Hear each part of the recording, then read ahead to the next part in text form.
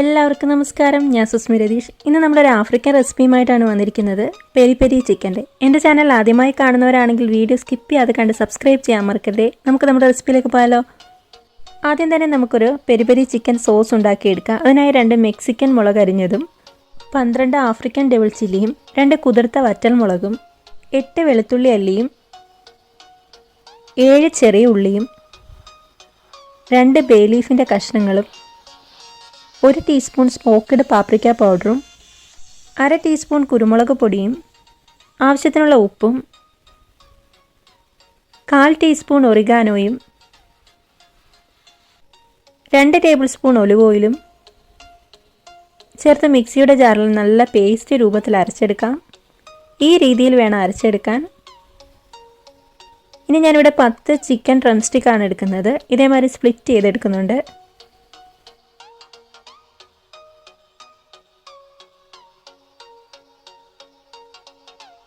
Split ചെയ്ത chicken കഷ്ണങ്ങൾ നന്നായി കഴുകി അതിലെ വെള്ളമൊക്കെ വാർന്നതിന് ശേഷം അതിലേക്ക് 1 നാരങ്ങയുടെ പകുതി പിഴിഞ്ഞൊഴിക്കുന്നുണ്ട്. നാരങ്ങയ്ക്ക് പകരം നമുക്ക് വിനാഗിരി വേണമെങ്കിലും ചേർക്കാം. ഇനി ഇതിലേക്ക് നമ്മൾ അരച്ച് വെച്ചിരിക്കുന്ന പേസ്റ്റ് കൂടി ചേർത്ത് നന്നായി മിക്സ് ചെയ്തെടുക്കാം.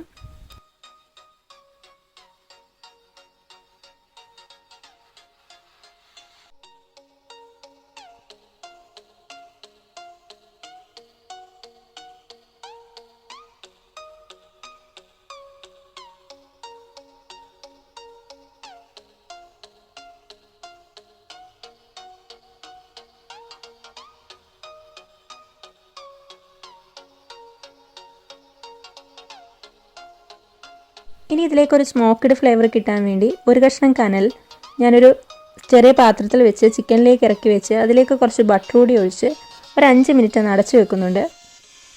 ഇപ്പോൾ ഏകദേശം 5 മിനിറ്റ് ആയിട്ടുണ്ട്.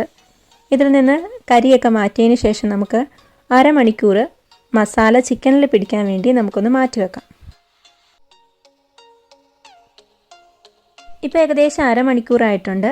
ഒരു പാൻ ചൂടാക്കി അതിലേക്ക് 1 ടേബിൾ സ്പൂൺ എണ്ണ ഒഴിച്ച് ചിക്കൻ കഷ്ണങ്ങൾ ഇതിലേക്കിട്ട് നമുക്ക് ഗ്രില്ല് ചെയ്തെടുക്കാം. അധികം എണ്ണ ഒഴിക്കേണ്ട ആവശ്യമില്ല, കാരണം ഓൾറെഡി നമ്മൾ മസാലക്കൂട്ടിലൊക്കെ നന്നായിട്ട് എണ്ണ ഒഴിച്ചിട്ടുണ്ട്. ഇതൊന്ന് ഗ്രില്ല് ചെയ്തെടുത്താൽ മതി.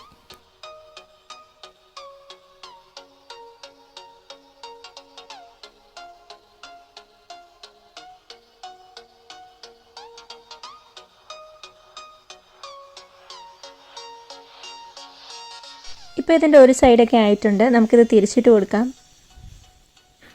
ഇത് നല്ല സ്പൈസി ആയിട്ടുള്ള ഒരു ചിക്കൻ വിഭവമാണ്.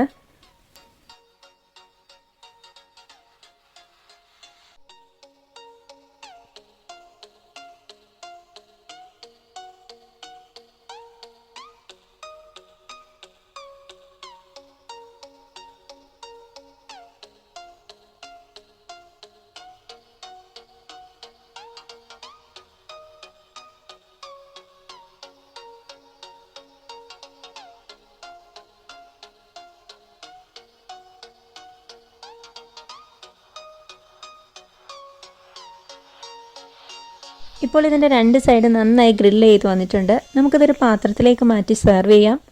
എല്ലാവരും അന്നേരം ഈ സ്പൈസി ആയിട്ടുള്ള ഈ ചിക്കൻ റെസിപ്പി ഒന്ന് ട്രൈ ചെയ്ത് നോക്കുക. നിങ്ങളുടെ അഭിപ്രായങ്ങൾ കമൻറ്റുകളായി രേഖപ്പെടുത്തുക. വീഡിയോ ഇഷ്ടപ്പെട്ടാൽ ഫ്രണ്ട്സിനും ഫാമിലിക്കും ഒക്കെ ഷെയർ ചെയ്ത് കൊടുക്കുക. വീഡിയോ ലൈക്ക് ചെയ്യാനും മറക്കരുത്.